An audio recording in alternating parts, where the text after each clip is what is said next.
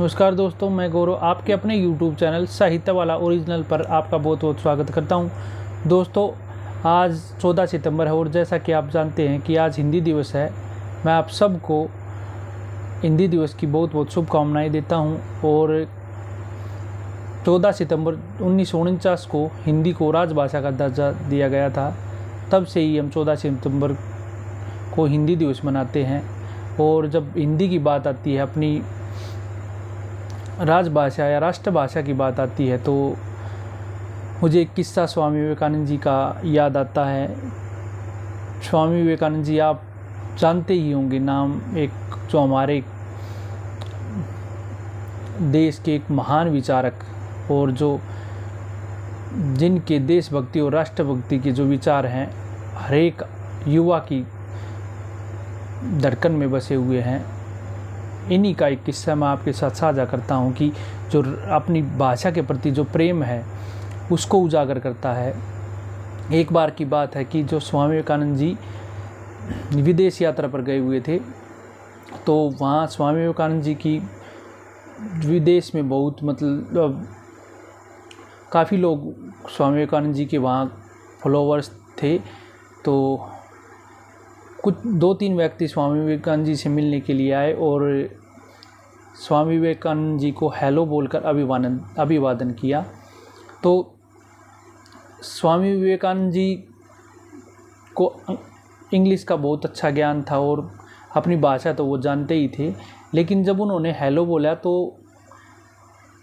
स्वामी जी ने उनका अभिवादन हाथ जोड़कर नमस्ते से उसका जवाब दिया।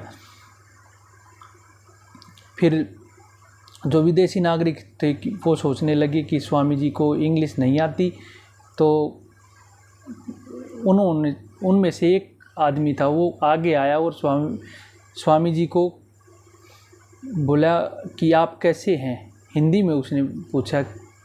इस बात का फिर स्वामी विवेकानंद जी ने जवाब दिया, I am fine, thank you.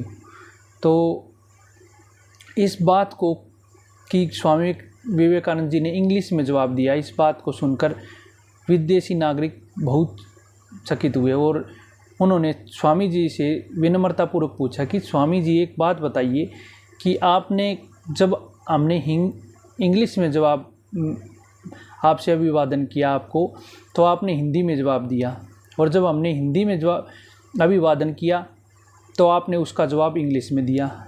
इस बात को हम समझ नहीं पाए। और इसके बाद जो स्वामी विवेकानंद जी ने जवाब दिया उससे ही आप पता लगा सकते हैं कि स्वामी जी के हृदय में अपनी भाषा के प्रति कितना प्रेम था। और इस बात को सुनकर हर एक भारतीय का सीना गर्व से चौड़ा हो जाता है। इस बारे में जब उन्होंने पूछा तो स्वामी विवेकानंद जी ने बोला कि जब आप अपनी माँ का सम्मान कर रहे थे, मतलब जब आप इंग्लिश में बोल रहे थे, तो मैं अपनी माँ का सम्मान कर रहा था, इसलिए मैं हिंदी में बोल रहा था। और जब आपने मेरी माँ का सम्मान किया, मतलब जब आप हिंदी में बोले, तो मुझे आपकी माँ का सम्मान करना पड़ा, उचित समझा। इसी बात से वो विदेशी नागरिक स्वामी जी के कायल हो गए और तब से जो उनके भारत के प्रति जो उनका नज़रिया था वो हमेशा हमेशा के लिए चेंज हो गया। तो दोस्तों, इस छोटे से किस्से से हम ये सीख सकते हैं कि एक भाषा देखो, माध्यम तो कोई भी हो सकता है, लेकिन एक भाषा हमारी एक लगाव होता है भाषा के साथ। अगर हम अपनी भाषा के साथ ही लगाव नहीं करेंगे तो अपनी और चीज़ों को हम कैसे अपने आगे बढ़ा पाएंगे, अपनी जो धरोहर है, अपनी भारतीय संस्कृति है, उसको कैसे आगे बढ़ा पाएंगे। तो इसी से बस हमें यही सीख मिलती है कि अपनी भाषा को ज़रूर हम आजकल जिस हिसाब से इंग्लिश हर जगह चलन में आ रही है, उस वजह से हम जो है अपनी हिंदी से, संस्कृत से और भी जो भाषाएं हमारी, आप जानते हैं कि संविधान में 22 भाषाएं हैं, तो उनसे कहीं ना कहीं कटते नज़र आ रहे हैं। तो बस इसी हिंदी दिवस को मनाने का यही उद्देश्य है कि हम अपनी भाषाओं से जुड़ पाएँ, जो हमारी मातृभाषाएं हैं, जो हमारी भारत की जो प्राचीन भाषाएं हैं, उनसे जुड़ पाएँ और उनको भी हम अपने साथ में ले चलें। जो हमारे विकास है, ऐसा ना हो कि बस विकास ही रहे और हम अपनी लैंग्वेज ही भूल जाएं।